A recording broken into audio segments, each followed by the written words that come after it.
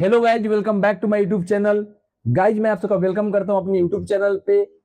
मैंने जो मध्य प्रदेश के प्राइवेट मेडिकल कॉलेज की सीरीज स्टार्ट की है, जिसमें सबसे पहले मैंने Aurobindo institute of medical sciences Indore and इसके बाद नेक्स्ट वीडियो में मैंने index medical college hospital and research centre Indore के बारे में डिस्कशन किया। उसी सीरीज के नेक्स्ट वीडियो मतलब इस वीडियो में मैं डिस्कशन करूंगा देवास उज्जैन रोड। इंदौर उज्जैन रोड के बीच में पड़ता है देवास, और देवास में एक कॉलेज है Amaltas medical college. Ujjain Dewas road के बीच में ये लोकेशन पड़ती है आपकी। इस्टेब्लिशमेंट के बारे में बात की जाए 2016 में ये कॉलेज इस्टेब्लिश्ड हुआ है।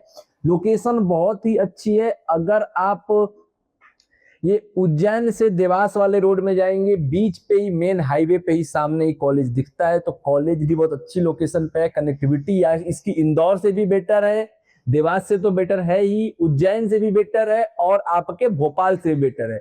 मतलब ये मध्य प्रदेश के तीनों जो टॉप की सिटीज है, उन तीनों सिटी के बीच में बैठा है ये कॉलेज। चाहे आप भोपाल से इसकी कनेक्टिविटी देखो फिर भी शानदार, उज्जैन से देखो फिर भी शानदार, इंदौर से देखो तो बिल्कुल और भी शानदार। तो ये तीनों, ये अपने देवास तो खुद सिटी है, ये देवास अपने साथ साथ इंदौर, उज्जैन और भोपाल इनको भी कवर अप कर रहा है। ये उस लोकेशन पे ये कॉलेज है। तो कनेक्टिविटी बहुत ही शानदार है। एफिलिएशन अगर देखा जाए, Madhya Pradesh medical science university से एफिलिएटेड है। यहाँ पे UG, PG and super speciality सारे कोर्सेज अवेलेबल है। लेकिन इस वीडियो में हम एमबीबीएस कोर्स के बारे में डिस्कस करेंगे। 250 सीट है एमबीबीएस की इस कॉलेज में, जिसमें से 212 नॉर्मल कैटेगरी की सीट है, जिसके अंदर general, OBC, SC, ST category की सीट्स आती हैं 212 में, और 38 एनआरआई कोटा की सीट्स हैं। अगर मैं नॉर्मल कैटेगरी की फीस के बारे में बात करूं तो tuition fees 14,43,300 rupees, miscellaneous charges 2,54,700 rupees. तो टोटल ऐड करके अगर देखोगे आप तो 16,98,000 पर ईयर की फीस बनती है। 16,98,000।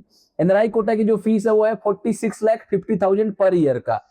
करेंटली 1200 बेड का हॉस्पिटल है अमलतास का। अमलतास हॉस्पिटल के नाम से फेमस है इसका हॉस्पिटल। करेंटली 1200 बेड का हॉस्पिटल है, बट इस बार इसको 1500 बेड हॉस्पिटल करने का प्लान है। तब समझो कि इस बार जब आप एडमिशन लोगे तो हॉस्पिटल ये 1500 बेड का हो चुका रहेगा। अगर मैं बात करूं स्कॉलरशिप, तो यहाँ पे जो स्कॉलरशिप मध्य प्रदेश के हर प्राइवेट कॉलेज में मिलता है, Medhavi student scholarship and post matric scholarship, वो दोनों स्कॉलरशिप इस कॉलेज में भी एप्लीकेबल है। इसके बाद अगर इस कॉलेज की मैं एडमिशन प्रोसेस की बात करूं, सेम एडमिशन प्रोसेस है जो इंडेक्स और अरविंदो में एडमिशन प्रोसेस है। नीट क्वालिफाइड करना पड़ेगा। नीट के बाद एमपी स्टेट काउंसलिंग में पार्टिसिपेट करेंगे, एमपी स्टेट का रजिस्ट्रेशन करेंगे, रजिस्ट्रेशन करने के बाद डॉक्यूमेंट अपलोड करेंगे। डॉक्यूमेंट्स आपके पास सारे ओके होने चाहिए। क्या क्या डॉक्यूमेंट्स रिक्वायर्ड होते हैं? आपकी 10th marksheet, 12th marksheet, NEET admit card, NEET score card.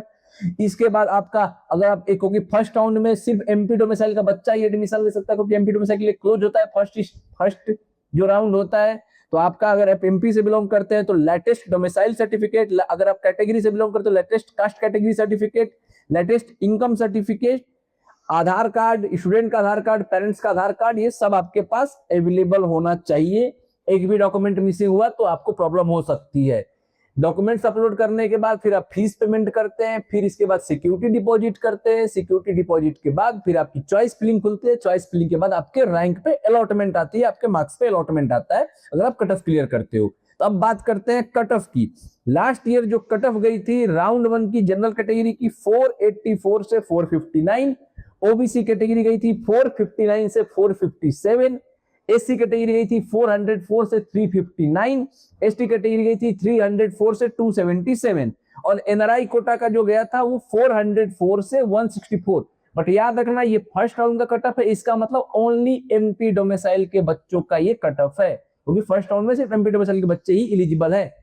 Second round से बाहर के बच्चे एलिजिबल हो जाते हैं, बट फिर भी जो प्रायोरिटी मिलती है वो मध्य प्रदेश डोमिसाइल के बच्चे को ही प्रायोरिटी मिलती है मध्य प्रदेश के कॉलेजेस में, चाहे वो गवर्नमेंट मेडिकल कॉलेज हो या प्राइवेट मेडिकल कॉलेज हो।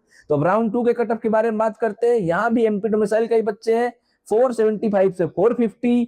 आपका अगर एससी कैटेगरी की बात करूं 374 से 347, एसटी कैटेगरी की बात करूं 310 से 278। और एनआरआई की अगर बात करूं तो डोमिसाइल कैटेगरी में जो कट ऑफ गया है 288 से 145, और नॉन डोमिसाइल में जो गया है 209 से 146 मार्क्स तक के बच्चों ने एनआरआई कोटा में, नॉन डोमिसाइल बच्चों ने उठाई है सीट।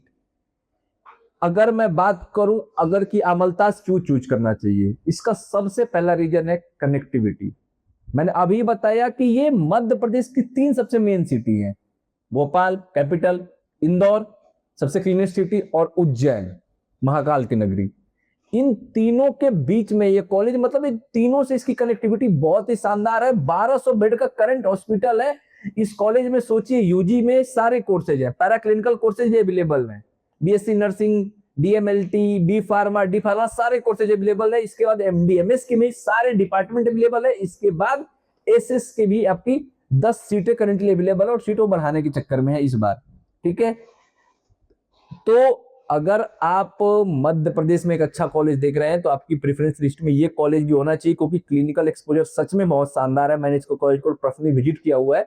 कॉलेज और कॉलेज का इंफ्रास्ट्रक्चर 2016 का कॉलेज है, और हर साल ही नई नई बिल्डिंग से बनाते जा रहे हैं। बहुत अच्छी फैसिलिटी, हॉस्टल्स बहुत शानदार है, मेस बहुत अच्छा है इसका, सारी नई बिल्डिंग्स बन रही है। नए यूजी वालों के लिए नई बिल्डिंग बनी हुई है, अभी पिछले साल ही बनी हुई है, फिर पीजी वालों के लिए बनी हुई है। तो हर साल ये नए नए हॉस्टल्स बना रहे हैं ताकि आपको अच्छी फैसिलिटी प्रोवाइड कर सके। कोई सेफ्टी की दिक्कत नहीं, सेफ्टी सिक्योरिटी फुल है, तो कॉलेज में कोई इशू नहीं है। एनआरआई कोटा की जो फीस है 46.5 लाख रुपए पर ईयर की है।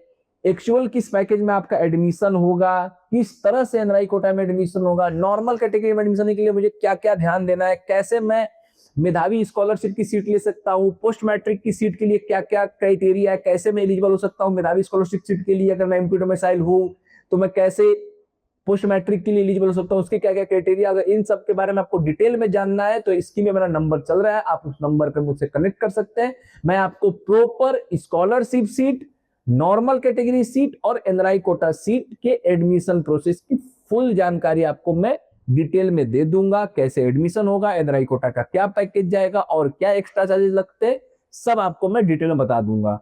तो आई होप कि ये वीडियो आपके लिए इंफॉर्मेटिव रही होगी। अगर आपको वीडियो पसंद आया तो प्लीज मेरे चैनल को सब्सक्राइब करिए और वीडियो को लाइक करिए और शेयर करिए अपने नीट की प्रिपरेशन करने वाले अपने फ्रेंड सर्कल के ग्रुप में। मिलते हैं फ्रेंड्स नेक्स्ट वीडियो में, तब तक के लिए थैंक यू वेरी मच।